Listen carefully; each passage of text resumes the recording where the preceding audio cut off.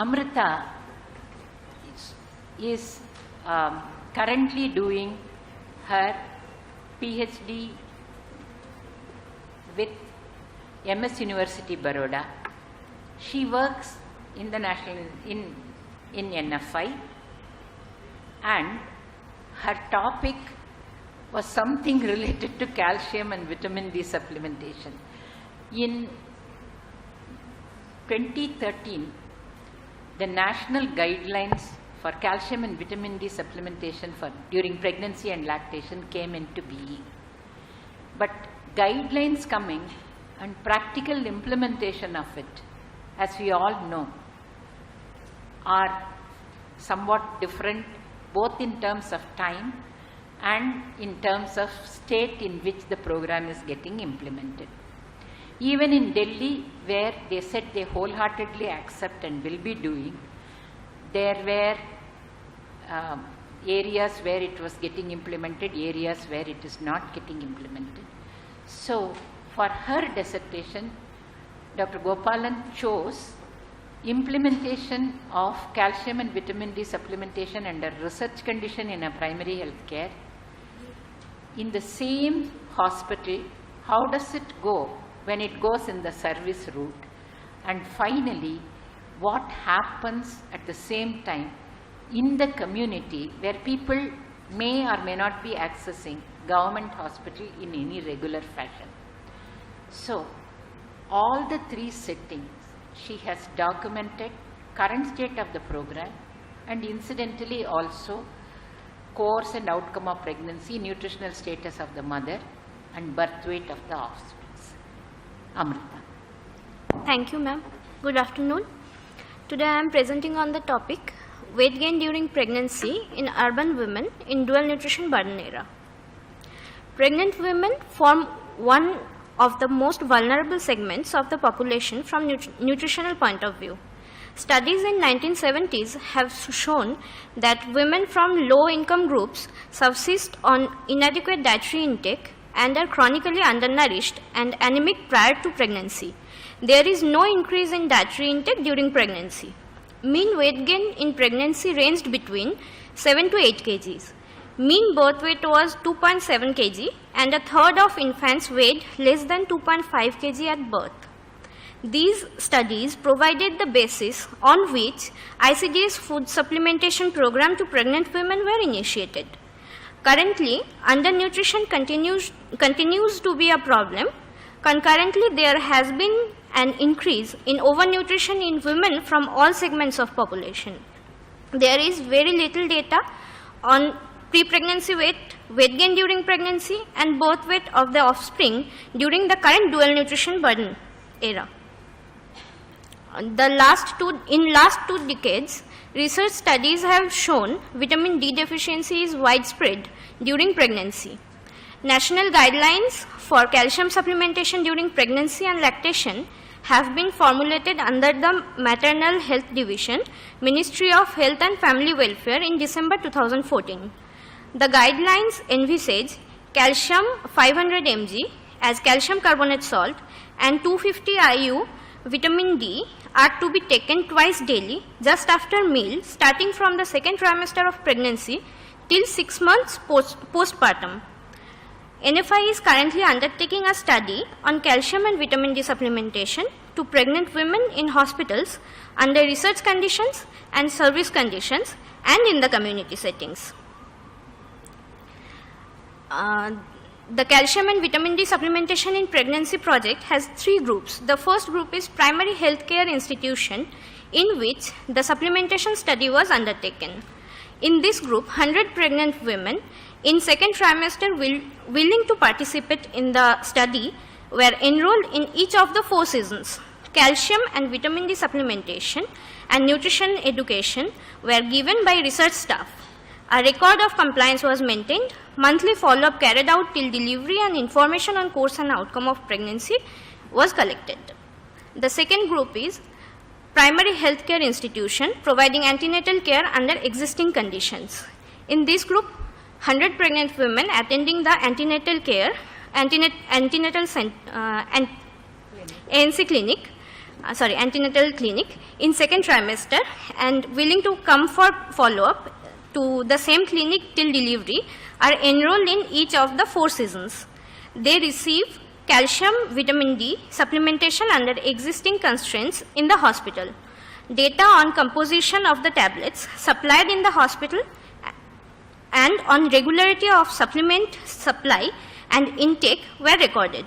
Monthly follow-up carried out till delivery and information on course and outcome of pregnancy is being collected. The third group was community setting. In this setting, to identify pregnant women in 30 Anganwadis in 3 areas of South Delhi, namely Nebsarai, Ladosarai and Andheri More, a door-to-door survey has been done. Pregnant women identified during second trimester residing in those areas were recruited throughout the year. Data on the antenatal care from all providers and supplementation prescribed or provided, regularity of intake are being recorded. Monthly follow-up is being carried out till delivery and information on course and outcome of pregnancy are being collected. In all these 3 settings, food frequency questionnaire are administered to all the women enrolled to assess whether there is any seasonal difference in the food consumption pattern. In a subsample, diet survey are being done using 24-hour dietary recall. Data on type and regularity of supplement provided, compliance rates and course and outcome of pregnancy in these 3 groups will be compared at the end. Data on socio-demographic profile was collected using pre-tested standardized proforma. During follow-up for the calcium and vitamin D supplementation study, women were regularly weighed when they come to hospital and once in a month in the community setting. Delivery details were collected. In community settings, data on pre-pregnancy weight as well as weight 3 months after delivery were available in many women. Based on these data, it was possible to calculate the actual weight gain during pregnancy and changes, if any, between pre-pregnancy weight and post-pregnancy weight. Data from these analyses are presented in the following presentation. A total of 1,235 women were enrolled, including all the 3 groups. Table number 1 shows number of pregnant women enrolled in the different settings. A total of 4,568 follow-up visits were available with weight of pregnant women from all the 3 settings. From the follow-up data in all the 3 studies, weight for gestational age was computed. The table number 2 shows number of visits with weight in all the 3 settings. In these settings, height was available in 1,226 pregnant women. The mean height of women in these studies was 151.3 plus minus 5.48 centimeter. There has not been much change in the mean height of women over the last 4 decades. Comparison of data from studies conducted in 1970s and 80s showed that the mean weight in women had shown an increase of over 5 kg. Data from national surveys have also shown that mean weight in women in their 20s have increased by 5 to 6 kg in different states. Table number 3 shows mean weight at different gestational age. Based on the data on weight from follow-up data, mean and median weight in different periods of gestation were computed and weight for gestational age chart was prepared. There was a dip in the weight during first trimester, mainly attributed to nausea and vomiting in the first trimester.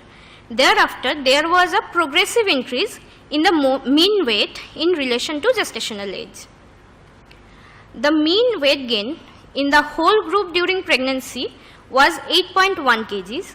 At the 90th percentile, the weight gain during pregnancy was 9.3 kgs, and at the 10th percentile, the weight gain during pregnancy was 7.4 kg.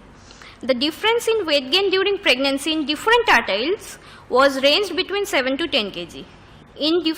This difference in weight gain was largely due to difference in the stature, that is height of the women belonging to different weight tertiles.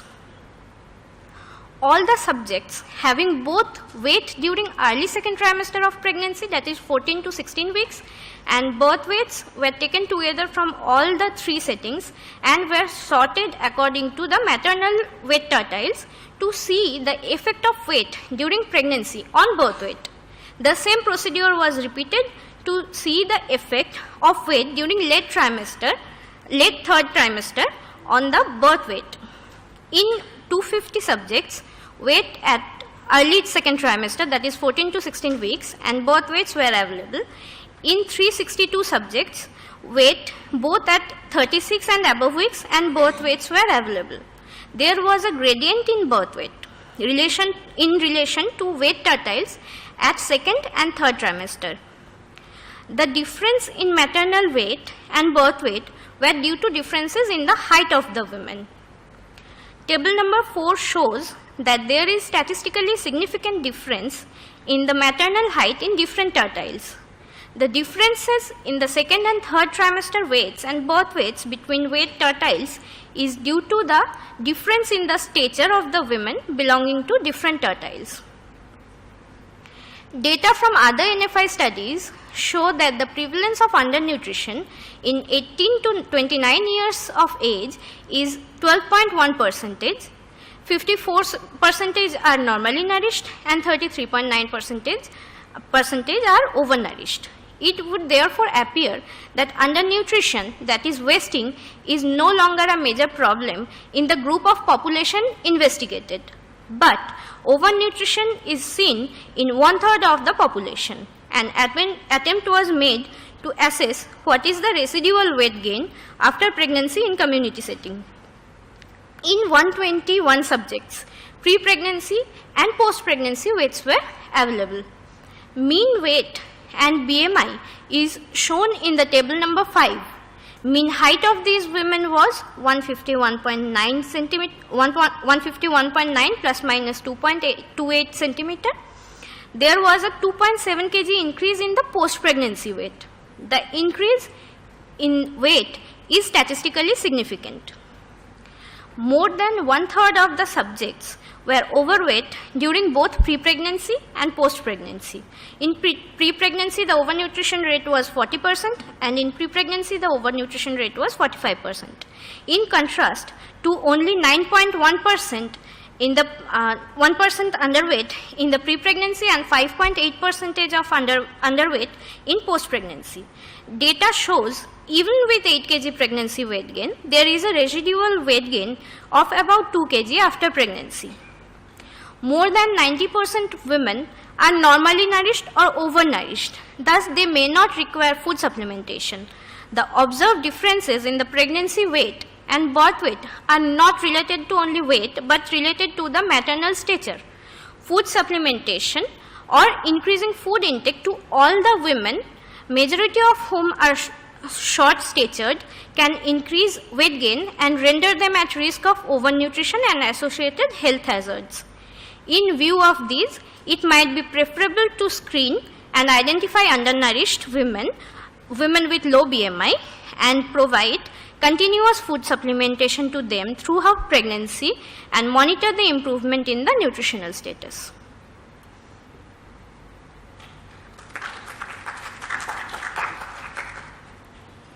Thank you, Amrita.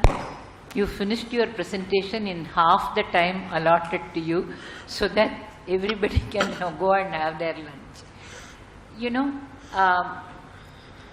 we were very, very impressed with the way she has collected the data and used it not only for her thesis objective, but dual nutrition burden is a major problem across. And the data that she has collected, which was available to her, could show weight on this. So she chose a topic from her thesis study, but not related to thesis objective, to this audience, which is really involved in studies pertaining to triple nutrition burden. So dual nutrition burden in pregnancy and its implications to existing national program has been the focus of this presentation. questions. I'm sure there are many questions, and since you finished 15 minutes ahead of time, 15 minutes is available for questions. Yes, welcome. I just wanted to know at what point did you measure the post-pregnancy weight? Because the mother will have a lot of fat stores which get used up during lactation. After 3 to 6 months postpartum. But is that sufficient? Because till she's lactating, actually she's using those fat stores, and then to, consider her overweight because of that. Would it be better if we looked at that, maybe 1 year down the line if she's still breastfeeding? It would be looked at by another PhD scholar. Okay. She's Anshi.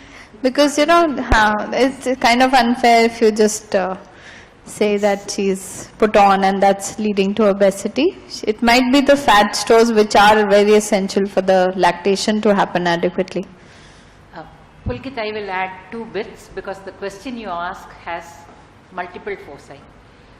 The data that came from NIN studies, our own studies, which showed that there is a progressive reduction in body weight during the first 6 months of lactation, and thereafter over the next 2 years there is a recovery, is something that is quoted till today.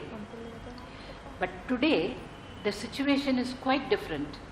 We do not have that many undernourished women, and the data from the calcium study, which is now 80-year-old, there we also took the weight of women, showed for the first time in lactation there is no reduction in body weight in the first year.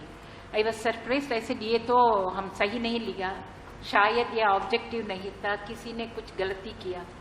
Since then we have done 3 studies, one on nutrition infection, where again the focus was on infant, but the mothers were weighed because infant feeding practice and infection was the focus.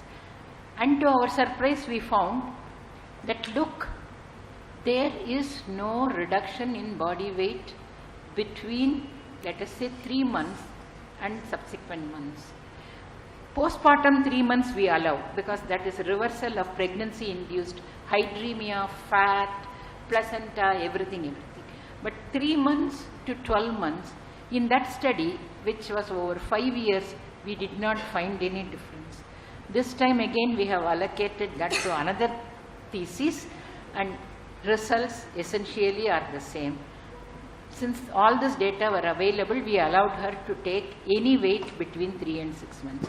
We need to honestly, in the next symposium we will present that data, we need to honestly look at food supplementation to lactation women for the first 6 months, because that will again perhaps fuel overnutrition unnecessarily. Thanks. That is the kind of question which makes a huge difference to a student audience. Dr. Sharma. Well, I want to know, did you really see whether they were breastfeeding? Because if they are not breastfeeding, they will not reduce the weight. In fact, they are likely to retain the weight gained during pregnancy or maybe add because they will be eating more.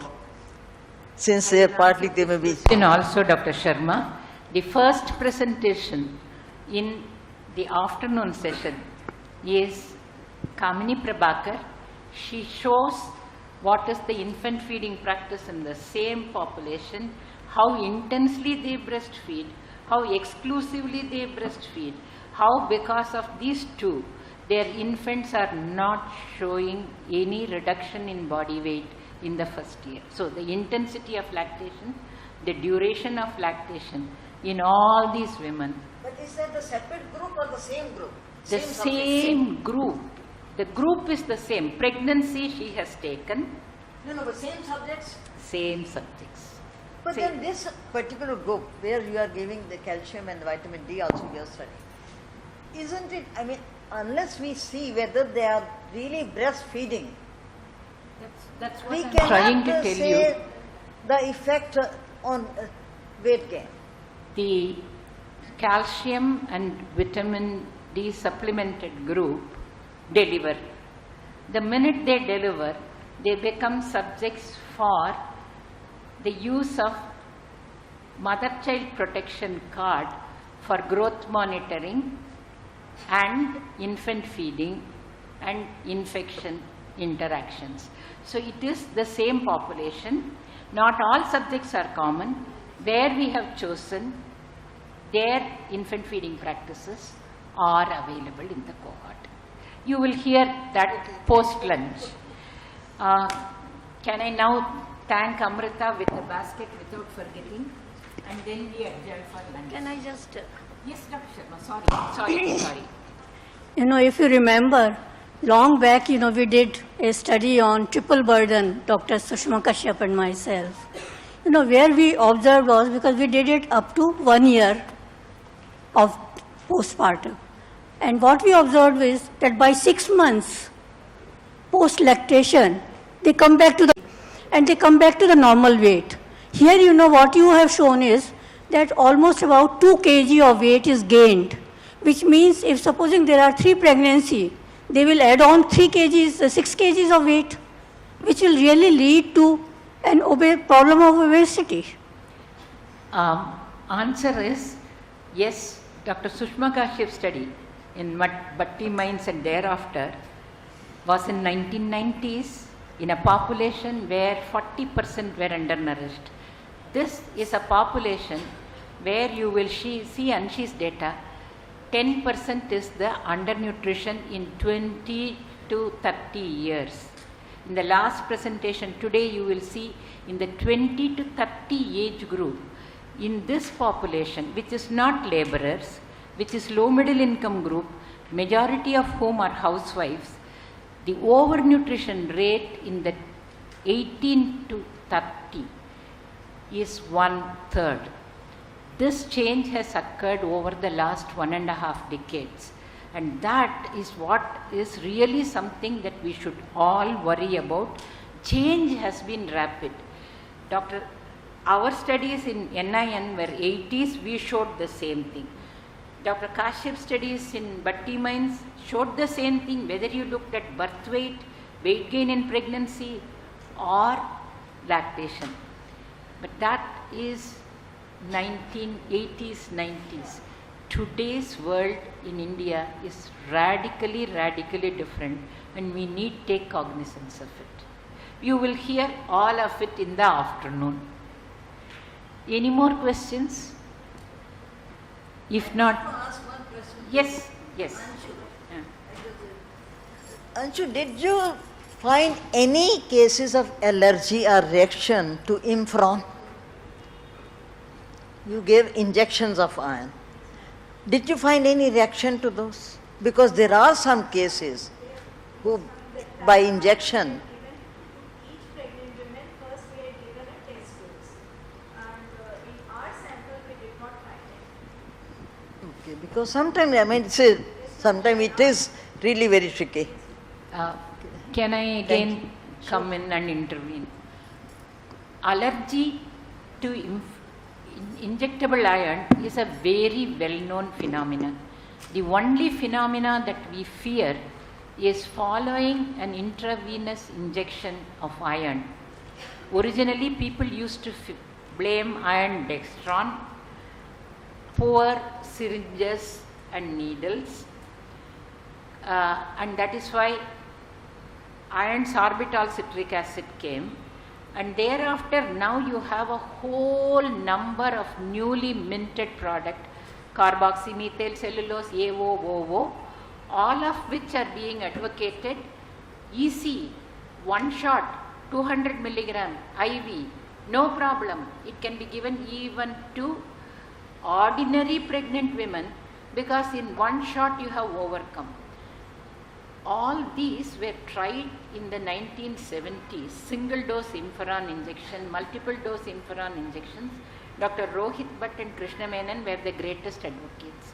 5 years later, they withdrew the entire program because something like 1 in 8 to 10,000 developed an anaphylactoid reaction, and that anaphylactoid reaction in the then tertiary care centers devoted to care of anemic women we could hardly save maybe 15%. So it's a very rare phenomena. It does occur, and when it does occur, it's very difficult to resuscitate. In the current global context, intravenous iron is widely used in renal dialysis undergoing people who have chronic anemia. So to them, during dialysis, under all those precautions, both intravenous iron and erythropoietin is given. This is to stimulate that their hemoglobin comes up. In any other setting, any other preparation is also associated with rare anaphylactoid reaction. That is the only reason why we say IM iron has pain but no fatality. IV iron may benefit, but on the rare occasion when there is a death, a healthy mother walked into your clinic and you are sending a dead mother and fetus. So it's unacceptable risk.